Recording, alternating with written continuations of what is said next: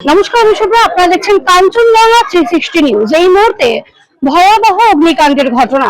ইতিমধ্যে কিন্তু শিলিগুড়ির 40 নম্বর ওয়ার্ড যে সুভাষনগর এলাকা রয়েছে, সেখানেই একটি বাড়িতে ভয়াবহ অগ্নিকাণ্ডের ঘটনা ঘটেছে, যার জেরে কিন্তু পুরো ঘরের আসবাবপত্র থেকে আরম্ভ করে সমস্তটাই কিন্তু জ্বলে পুড়ে একেবারেই ছাই হয়ে গিয়েছে।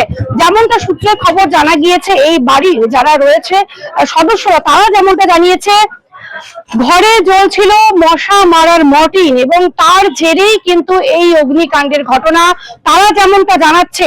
তবে ঘটনায় আগুন লাগার দরুন খবর দেওয়া হয়েছিল দমকলের ইঞ্জিনকে। ঘটনাস্থলে পৌঁছেছে দমকলের ইঞ্জিন, তারা কিন্তু এসে দমকলের কর্মীরা তারা আগুনকে নিয়ন্ত্রণে এনেছে। পাশাপাশি ভক্তিনগর থানার পুলিশ ঘটনাস্থলে এসেছিল। ইতিমধ্যে কিন্তু এলাকায় ব্যাপক চাঞ্চল্য ছড়িয়ে পড়েছে। ইতিমধ্যে সে আপডেট তুলে ধরছি আপনাদের সকলের সামনে।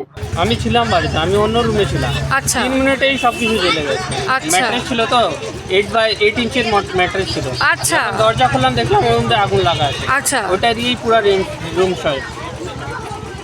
ইলেকট্রনিক্স গুলো ছিল সবকিছু শেষ হয়ে গেছে। আমি অন্য রুমে ছিলাম, এই রুমে আচ্ছা। যেরকমই আসলাম দেখি কি আমার বেডে পুরো আগুন লাগানো আছে। আচ্ছা, তারপরে আমি চেষ্টা করলাম কি আগুনকে বুঝাবো, কিন্তু ম্যাট্রেস অনেক বড় ছিল, অনেক হেভি। ওটা যে জ্বললো সে বন্ধ হয় না, সব কিছু নিয়ে গেছে। ওটা ওই ম্যাট্রেসের জন্যই এত বড় হয়েছে আগুনটা।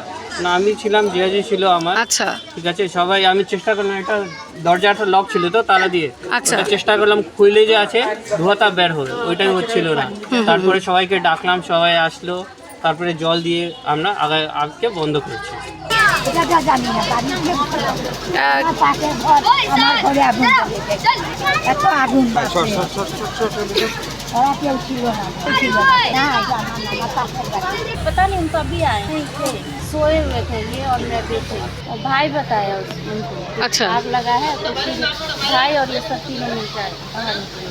ये सुभाष नगर है। अभी तो मैं आई हूँ तो इसलिए मुझे कुछ भी नहीं मालूम है कि अच्छा। आई है या नहीं आई है। पर भी देख ही रहे हैं।